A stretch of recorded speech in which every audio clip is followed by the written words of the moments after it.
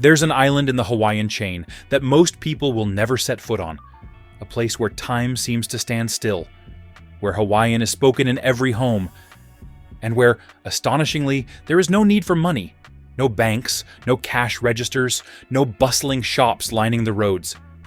If you look at a map, this island doesn't look especially unusual, just a quiet dot west of Kauai.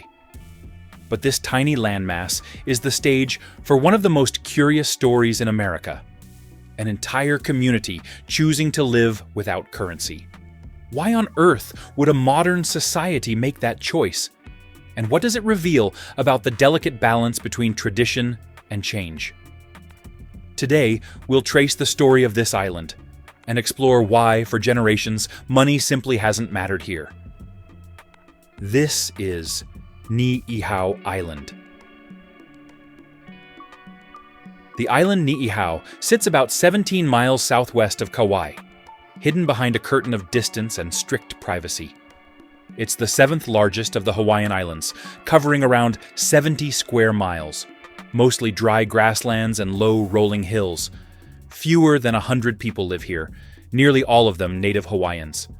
For over 150 years, the island has belonged to the same family.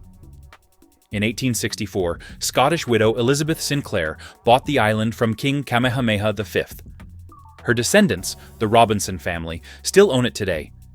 They've kept Ni'ihau mostly off-limits to outsiders, earning it the nickname, the Forbidden Island.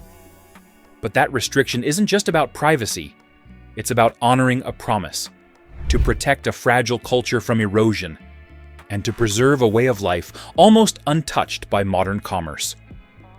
The story truly begins in 1864, when Elizabeth Sinclair arrived in Hawaii. She came seeking a new life, and perhaps a sanctuary far from the turmoil of the wider world. King Kamehameha V was willing to sell Ni'ihau for $10,000 in gold. But this was more than a business transaction. Sinclair made a solemn pledge to the king that she would protect the Hawaiian language, customs, and people who called the island home. For her, this promise wasn't just symbolic. She insisted that Ni'ihau remain a place where Hawaiians could live as they always had, free from outside influences, insulated from the economic pressures reshaping the other islands.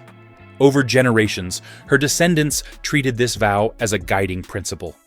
And so, Ni'ihau became something rare in America. A private island governed not by profit, but by a commitment to cultural preservation. In the decades that followed, the Robinson family enforced a strict policy of isolation. Visitors were almost never allowed to step onto Ni'ihau's shores. There were no hotels, no restaurants, no tourist excursions promising a taste of paradise. Only invited guests, family friends, government officials, and a handful of essential workers could cross the channel from Kauai. This isolation wasn't simply about keeping strangers away. It was a deliberate shield against the tides of change that swept through the rest of Hawaii. While Honolulu grew into a bustling city and Maui welcomed millions of visitors, Ni'ihau remained virtually the same. There was no electricity grid until the late 20th century, no paved roads, and crucially, no modern commercial economy. Residents continued to live off the land and the sea, sharing resources communally. Money never gained much traction here, because the very purpose of isolation was to keep commerce from taking root in the first place. For most of Ni'ihau's history, life revolved around subsistence. Families hunted feral sheep and pigs that roamed the dry hills. They fished in the surrounding waters, gathering octopus and mullet to feed their households. Gardens and small plots yielded sweet potatoes and other staples. If something broke, it was fixed by hand or repurposed. If a family needed help, neighbors stepped in without hesitation. This tight-knit way of living meant that money held little practical value. Instead, survival depended on skill, cooperation, and tradition. One of Ni'ihau's few commercial products, delicate shell leis, was painstakingly made by hand. These leis, strung from tiny shells collected along the beaches, were sold off-island, bringing in modest income. Yet, even then, cash wasn't widely circulated among residents. Essential needs, housing, food, schooling, were provided by the Robinsons. In many ways, Ni'ihau functioned like a collective, where daily life was guided not by transactions, but by relationships and the rhythms of the land. For much of the 20th century, the island's ranch was the main source of income and purpose. Cattle and sheep roamed the pastures, and ranching provided work for nearly every resident.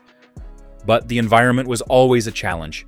Severe droughts withered the grasslands, and invasive plants made grazing harder. Over time, the ranch became harder to sustain. By the 1990s, the situation grew critical. The economic model that had supported Ni'ihau for generations was no longer viable. In 1999, the Robinson family made the difficult decision to shut down the ranch operation. Without this backbone, the island faced an uncertain future. Some residents left in search of work on Kauai. Others stayed, determined to hold on to their heritage. Ni'ihau began to pivot toward new sources of income, leasing land for conservation projects, allowing limited hunting safaris, and relying more heavily on the Navy's installation lease payments. Even then, the principle of minimal outside influence remained intact, and money never became a daily necessity. Today, Ni'ihau survives on a delicate balance of old and new. One of its primary income sources comes from the U.S. Navy, which maintains a small installation on the island. Lease payments from the Navy help fund services for the community. Beyond that, Ni'ihau allows tightly controlled hunting expeditions, guided safaris where visitors can track sheep or wild boar under strict supervision. Even so, most residents rarely use money in their daily lives. Housing is provided rent-free. Fresh meat from hunting is shared among families. Children attend a small school where Hawaiian remains the main language of instruction. For groceries or medical appointments, families take helicopters or boats to Kauai, where they can use cash or credit. But on Ni'ihau itself, there are no stores, no restaurants, no banks or ATMs. Instead, daily life still runs on barter, sharing, and the quiet understanding that community matters more than currency. To outsiders, this might seem impractical or even backward. But for the people of Ni'ihau, it's a way to honor a promise made generations ago, and to prove that a community can thrive on principles deeper than profit. When we look at Ni'ihau, it's tempting to see it as an anachronism, an island frozen in time. But maybe it's something more profound, a reminder that money, for all its power, isn't the only force that can hold a society together.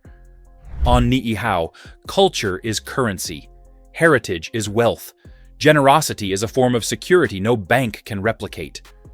Yet this way of life faces constant pressure. Global tourism beckons with promises of prosperity. Modern conveniences call to younger generations. It's a tension every traditional community must navigate. How much to adapt and how much to protect. Ni'ihau's choice isn't easy, but it's deliberate. An ongoing experiment in whether identity can be preserved without surrendering to the relentless tide of commerce. It has proven that communities can organize themselves around shared values instead of transactions. But the future is uncertain. Generational change, climate challenges, and financial realities will keep testing this fragile balance. Yet for now, Ni'ihau stands as a living testament that in some corners of the world, the absence of money doesn't mean poverty. It can mean freedom and a chance to remember what really matters. Thank you for watching. Let us know in the comments if you would want to live like they do on Ni'ihau Island. If you're interested in more great island stories like this one, make sure to like and subscribe to our channel.